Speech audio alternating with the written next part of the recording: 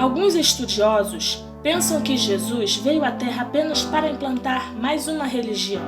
Não era isso. No mundo já havia muitas religiões.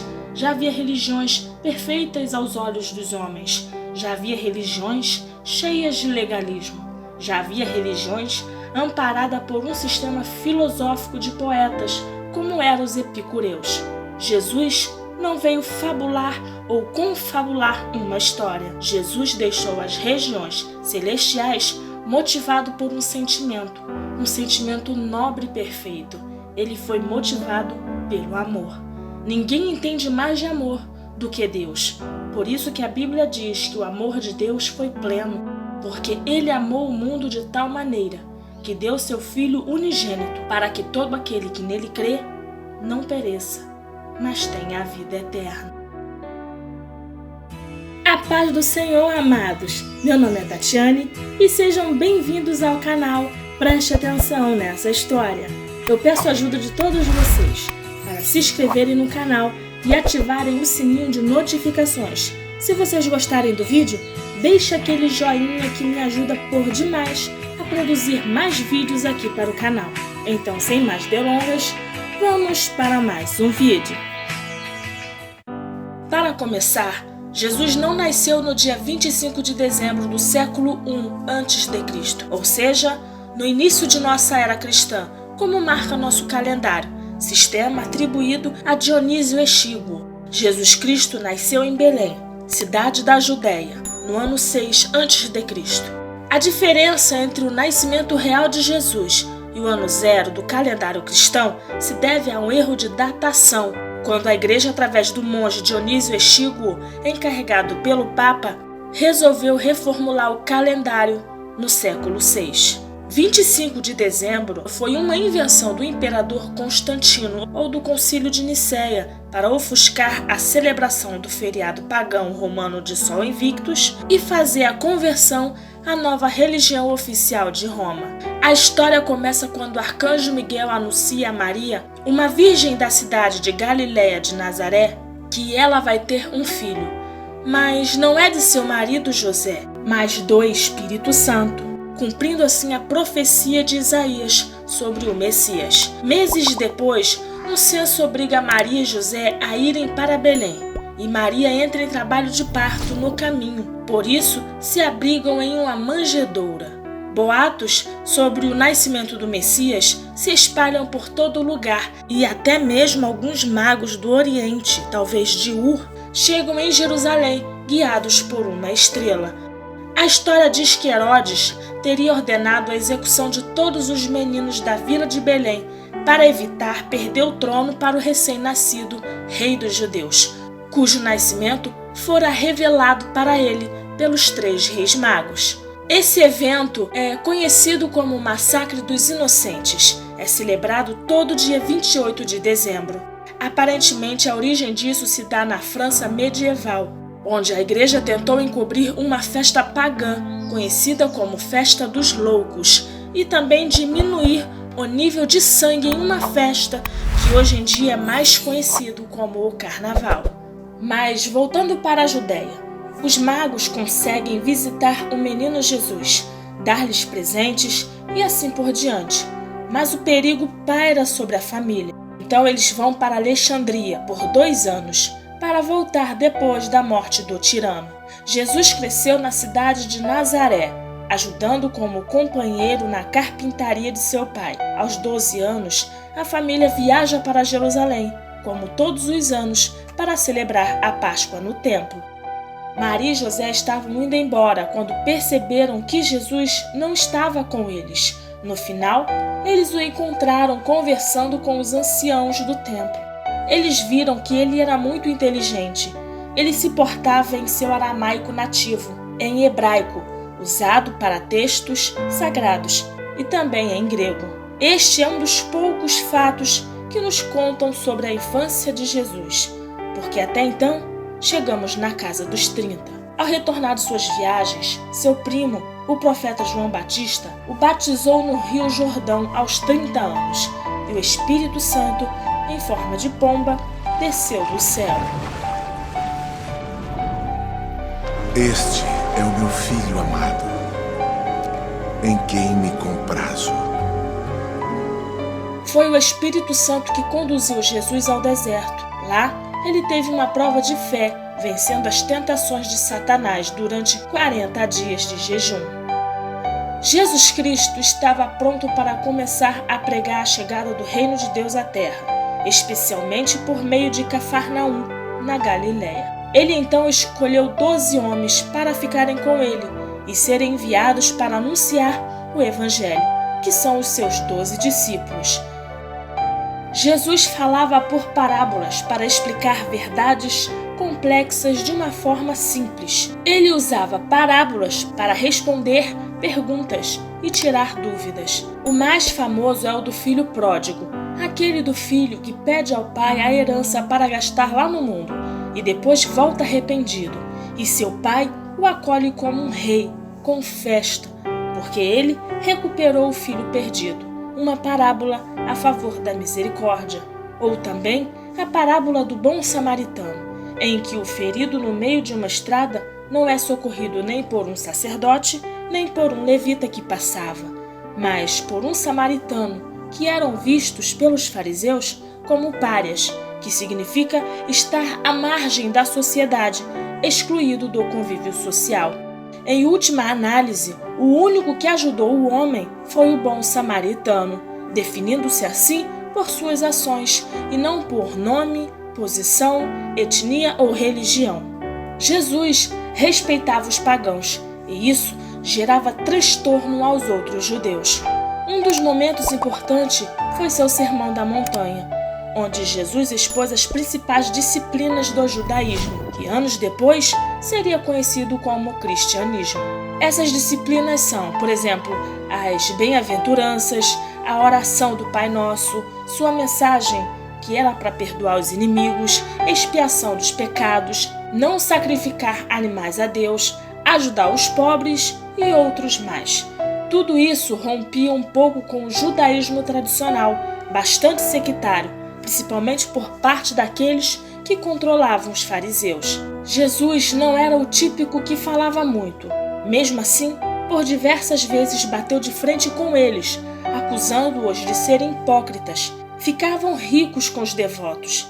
Na verdade, em uma de suas visitas a Jerusalém, Jesus ficou furioso porque eles haviam transformado o templo em um covil de ladrões. Ele realizou milagres, muitos milagres, como curar doenças, expulsar demônios, ressuscitar mortos e muitas outras coisas. Outro dia, estando no mar de Tiberíades, com a multidão, multiplicou os pães e os peixes para alimentar a todos. E até uma noite ele caminhou sobre as águas. Se apenas os milagres realizados por Jesus em seu ministério terreno, que durou 3 anos, fossem registrados em livros, não haveriam livros que os coubesse. Foi no ano 30 quando Jesus Cristo entrou em Jerusalém montado em jumento e sendo aclamado pela multidão. Este dia é comemorado no Domingo de Ramos, quando começa a Semana Santa. A Páscoa é celebrada no primeiro domingo de lua cheia, após o equinócio da primavera. A última ceia é comemorada na Quinta-feira Santa. Na Sexta-feira Santa, a Paixão e a Crucificação, e termina com o Domingo de Páscoa, a Ressurreição. Durante a última ceia, Jesus reuniu todos os apóstolos e os instruiu. O pão e o vinho representam o corpo e o sangue de Cristo ressuscitado, que atuaria como um redentor que tiraria o pecado do mundo. Aqui Jesus usou o cálice, o Santo Graal, que mais tarde daria origem a uma infinidade de lendas. As lendas do Santo Graal não têm base bíblica. Ele disse a eles que iria morrer e que um deles o trairia, e que os fariseus liderados pelo sumo sacerdote Caifás ficariam muito zangados com ele, pressionariam os romanos para prendê-lo. Jesus então, com os seus discípulos, vai para um lugar chamado Getsemane e lhes disse: "Fiquem aqui enquanto eu vou orar." E quando Jesus começou a orar, ele passou a mão na testa e estava suando o sangue. Estudando à luz da ciência, por que uma pessoa chega a transpirar sangue? A ciência diz que é raro, mas não é impossível. A ciência diz que quando uma pessoa está passando por uma agonia muito grande, o seu metabolismo fica todo alterado. 3 coisas podem acontecer. Primeiro, ela pode sofrer um infarto no miocárdio, porque a adrenalina correndo pelo seu corpo, o coração não dá conta de bombear todo o sangue e ele pode explodir. Segundo, quando as etapas do coração é vencida, as veias do cérebro não suportam e a pessoa pode sofrer um derrame. Terceiro, quando é vencida a etapa do coração e do cérebro, os poros se dilatam e o sangue que está sob pressão dentro do corpo sai pela pele. Como Jesus não podia morrer de um ataque cardíaco, nem podia morrer de derrame cerebral, porque a cruz estava preparada, o sangue dele saiu pela testa. Então ele se levanta e vê os discípulos dormindo. Acordou eles e disse: basta, o Filho do Homem será entregue nas mãos dos pecadores. Alguns homens da religião judaica vêm na direção de Jesus e no meio deles um rosto conhecido, o rosto de Judas. Judas então deu-lhe um beijo, com a qual traiu Jesus por 30 moedas de prata. Jesus pergunta: a quem buscais? E eles respondem: a Jesus. Nesse momento, ele não falou como um homem, ele falou como o Deus do Êxodo. Jesus olhou para eles e disse: eu sou. Por pouco, aqueles homens não foram fulminados, porque quando ele liberou a palavra rema, eu sou, todos aqueles homens caíram no chão pelo poder de sua palavra. Nesse momento, Jesus se entrega aos romanos, mas Pedro desembainhou a espada para defendê-lo e cortou a orelha de um dos soldados, chamado Malco. Jesus o interrompeu dizendo-lhe que a violência apenas gerava mais violência, e ele regenerou a orelha do soldado. Caifás queria apedrejá-lo, mas fazer isso na Páscoa poderia causar indignação. Então ele pediu a Pilatos que punisse com a punição romana, a crucificação. Pilatos fica estarrecido e diz: que homem é esse? Porque até então ninguém achava culpa em Jesus, mas Caifás era muito insistente. Na tentativa de salvá-lo, deu ao povo judeu a opção de poupar a vida de um prisioneiro: Barrabás, um assassino confesso, ou Jesus, acusado de desordem pública e blasfêmias. Contrariando as expectativas, o povo escolheu Barrabás. Pilatos lavou as mãos e Jesus foi torturado com chicotadas. O apóstolo Paulo diz: assim como meu mestre, tomei uma quarentena de açoites, menos uma. Jesus tomou 39 chicotadas. Azorrague era o nome da arma a qual bateram em Jesus. Na ponta da azorrague tinha 12 tiras de couro. Na ponta de cada tira havia ossos de animais quebrados ou limalhas de ferro, com pontas terríveis. A cada chicotada que davam nele, abria-se 12 buracos nas costas de Jesus, ou seja, mais de 460 cortes nas costas dele. Foi feita também para ele uma coroa de espinhos africanos, de cerca de 7 ou 10 centímetros cada um, tão rígidos que poderiam até mesmo perfurar o crânio de uma pessoa. Durante a sua paixão, ele carregou a cruz e a coroa de espinhos até a colina do Gólgota, fora da cidade. Via Dolorosa é a rua que, de acordo com a tradição cristã, foi percorrida por Jesus quando ele carregava a cruz. Judas, arrependido, se enforcou e Pedro, a quem Jesus havia dito que negaria 3 vezes, acabou negando como revelado. Pegam Jesus para ser crucificado. Recebeu pregos em suas mãos e pés. Cada prego tinha 17 centímetros, pregos que dava para perfurar uma madeira. Então eles pregam a primeira mão. Quando vão pregar a segunda mão, problema, não dá, porque o braço de Jesus era menor. Então eles esticam Jesus. O salmista disse que esticaram Jesus a ponto de quase se desconjuntarem os ossos. Os ossos não podiam ser quebrados, mas desconjuntados. O suplício maior vem na sequência, porque na mão ainda tem muita carne. Como se prega o pé?